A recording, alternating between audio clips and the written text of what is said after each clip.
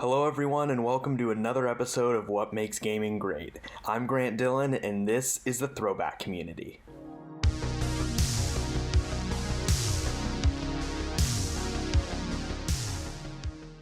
In this video, we'll be taking you back to where arguably the greatest video game franchise in history started, Halo Combat Evolved.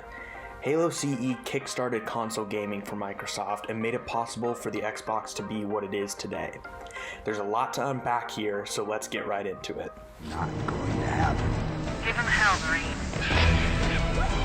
Get out of here before it's too late!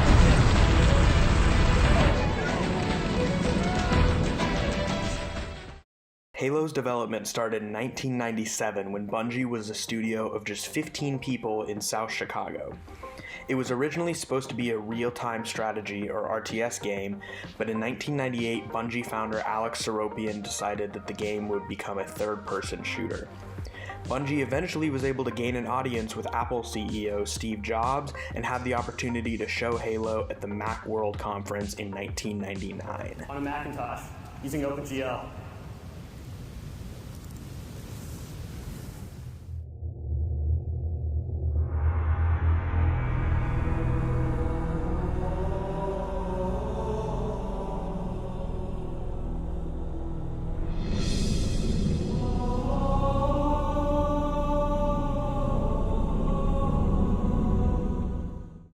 June 2000 was a huge month for Halo and for Bungie. After showing Halo at E3, Bungie got in contact with Ed Fries, the head of Microsoft Game Studios at the time. On June 19th, Bungie was acquired by Microsoft and Halo went from a loose sci-fi video game plot and a third-person shooter to the launch title on Microsoft's new console and a first-person shooter. Everything moved so fast after that, that composer Martin O'Donnell had to score all the cutscenes in only 3 days. Of course, he did a phenomenal job because he's a musical genius, but still very impressive. Even with all that and many more shifts and changes during development, Halo, now called Halo Combat Evolved, released with the Xbox on November 15th, 2001, and we were introduced to greatness. It is truly the future of video games, and I'm very excited to simply be a part of it if you smell what The Rock is cooking. Thank you. Now, let's get into the story. The game begins with the UNSC Pillar of Autumn coming out of slipspace after fleeing the planet Reach. If you'd like the story of how Reach fell to the alien alliance known as the Covenant and how we got to this point, go ahead and check out the previous episode and come back. Now, after coming out of slipspace, still pursued by the Covenant, the Pillar of Autumn makes a crash landing on a mysterious ring world that we later learn is called Halo.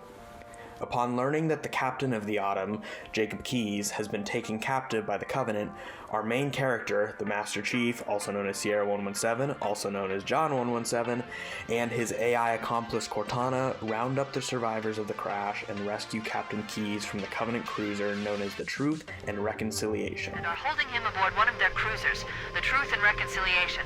The ship is currently holding position approximately 300 meters above the other end of this plateau. After rescuing Keyes, Chief and Cortana lead an assault on Halo's control room, while the Captain searches for the weapons cache that he believes the Halo ring hides. However, upon reaching the control room, Cortana learns that the ring itself is the weapon and sends Chief to find Captain Keyes before he releases the horror that Halo hides, but it's too late. During his search, Chief encounters the parasitic alien species known as the Flood. The Flood's release on the Halo ring prompts the ring's caretaker, an artificial intelligence by the name of 343 Guilty Spark, to team up with Chief to activate Halo and destroy the Flood. The two retrieve Halo's activation index after fighting through hordes upon hordes of Flood and return to the control room to activate the ring. However, when they arrive, Cortana refuses to allow the activation of the ring and reveals that the ring destroys all sentient life in the galaxy, effectively starving the Flood of their food source. My answer has not changed. There is no choice. We must activate the ring. Get us out of here!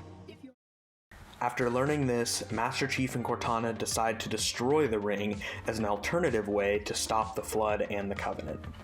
They plan to manually destabilize the Pillar of Autumn's engines to destroy the ship and take the ring with it. They need Captain Key's neural implant codes to do this, however, which is when they find the captain has been consumed by the flood.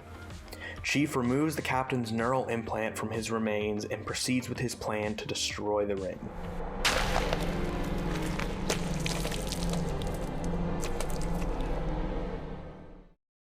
He fights through the flood and Covenant to do so, and is able to destroy the ring and make his narrow escape. After Chief and Cortana are safely away from the carnage, Cortana remarks that Halo is finished, but Chief isn't convinced. No, I think we're just getting started. Combat Evolved may not be the best game that the Halo series has to offer, but it kicked off not just the series, but the Xbox as a whole. Gaming would not be where it is today if not for Halo CE.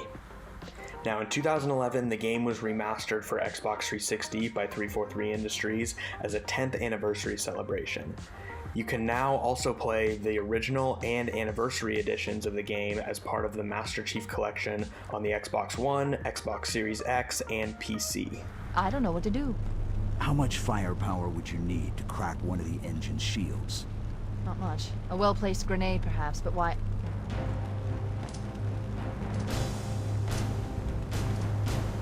Okay, I'm coming with you.